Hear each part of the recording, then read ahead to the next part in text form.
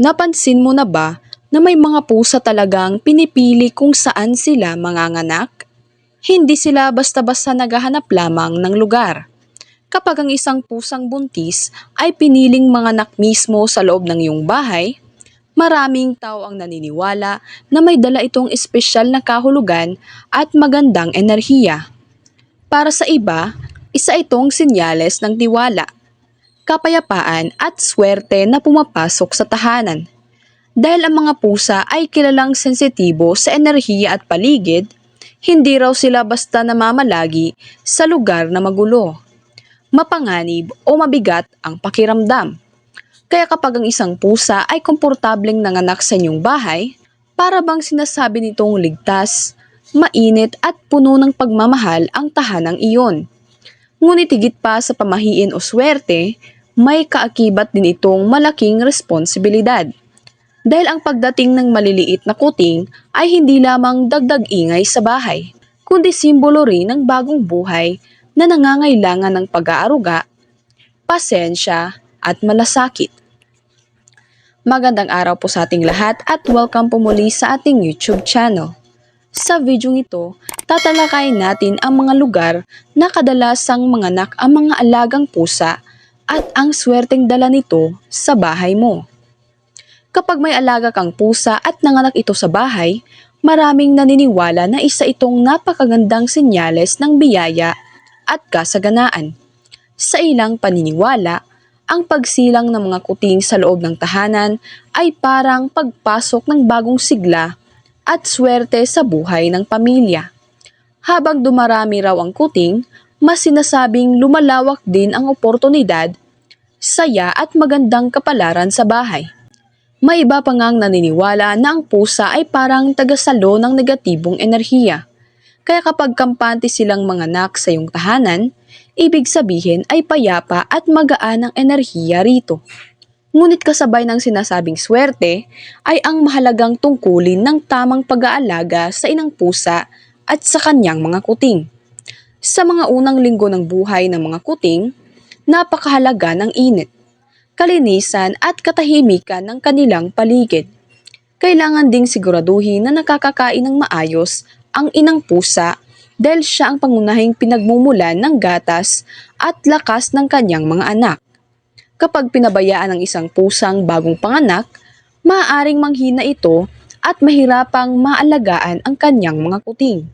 Kaya ang tunay na biyaya ay hindi lamang nasa paniniwalang may swerte, kundi nasa pagmamahal at malasakit na ipinapakita mo sa mga bagong buhay na ipinagkatiwala sa iyong tahanan.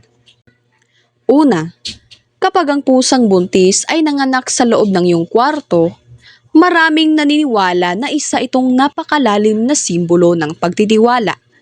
Tandaan mo, ang kwarto ay isa sa pinakapribado at personal na bahagi ng bahay. Kaya kung doon niya piniling manganak, ibig sabihin ay sobrang ligtas at komportable ang pakiramdam niya sa iyo. Para sa ilang pamahiin, sinyalis din ito na may darating na emosyonal na kapayapaan. Mas matibay na samahan sa pamilya at proteksyon laban sa negatibong enerhiya. Parang ipinagkakatiwala ng pusa sa iyo ang pinakaimportanteng yugto ng kanyang buhay. Pangalawa, kapag sa ilalim ng lamesa siya nanganak. Kapag naman sa ilalim ng lamesa nanganak ang pusa, madalas itong iniuugnay sa paghahanap niya ng proteksyon at katahimikan. Ang ilalim ng lamesa ay lugar na medyo tago at ligtas sa ingay o disturbo. Sa paniniwala ng iba, ito raw ay simbolo na may paparating na katatagan sa tahanan. Ang lamesa kasi ay kadalasang konektado sa pagkain, pagsasalo-salo at pamilya. Kaya kapag doon siya nanganak, may mga naniniwalang magiging mas matatag ang samahan ng pamilya at hindi mawawala ng pagkain o biyaya ang bahay. Pangatlo, kapag sa loob ng mga damit mo siya nanganak, ito naman ang isa sa mga pinakakaibang sitwasyon. Pero napakalalim din ng kahulugan para sa marami.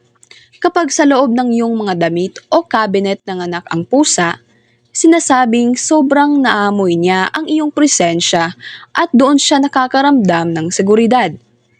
Ang amoy mo ang nagbibigay sa kanya ng kapanatagan.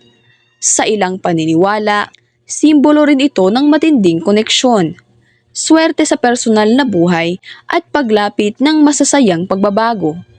Para bang ang enerhiya mo mismo ang pinili niyang maging proteksyon para sa kanyang mga anak.